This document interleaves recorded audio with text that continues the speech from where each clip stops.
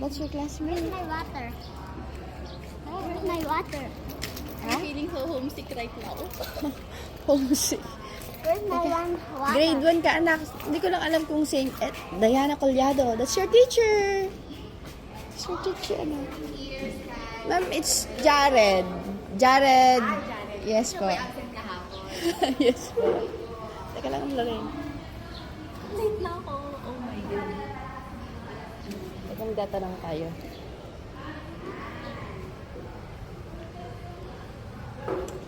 Excuse me, ma'am.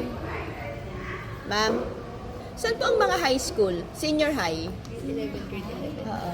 Anong grade? Grade Grade 11. Dito sa kabila eh. kabila. Sa, di ba, dito sa hagdan dito, aakyat po. Papasok siya doon. Dito po. Anak ko, nakakahiya naman kay ma'am. Yan po, may hagdan po dyan. Sige po. Aakyat na lang po kayo. Thank you, ma'am.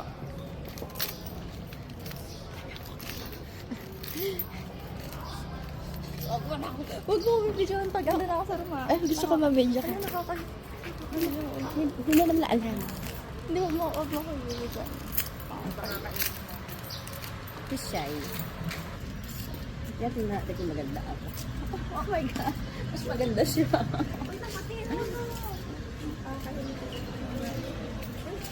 Uy, napatin mo.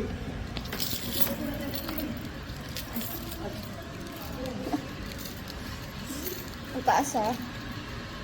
Kaya maaga pa ganda.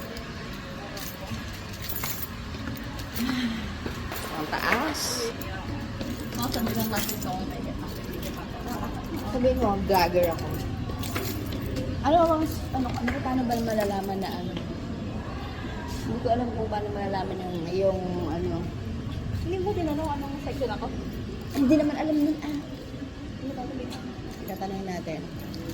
Grade ano ka na ba? Grade 12? 11. So, wala bang nakalagay dito? Ito grade 11 o STEM.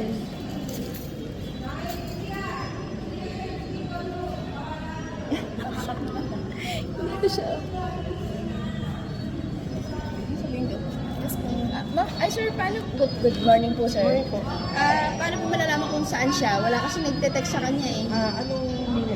Grade 11 po siya. STEM siya. Anong name mo?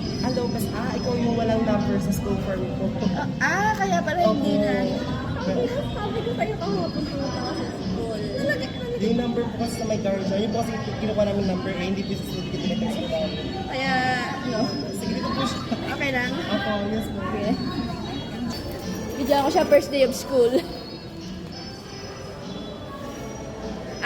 Sir, anong oras po siya pwedeng Ang orientation namin for today po is from 8 to 12, 7:40 to 12 po ngayon. Hanggang ngayon lang. August 1 po. Then, sa Friday po, sa August 2, meron po tayong parents orientation po. Here po sa school. 9 o'clock po.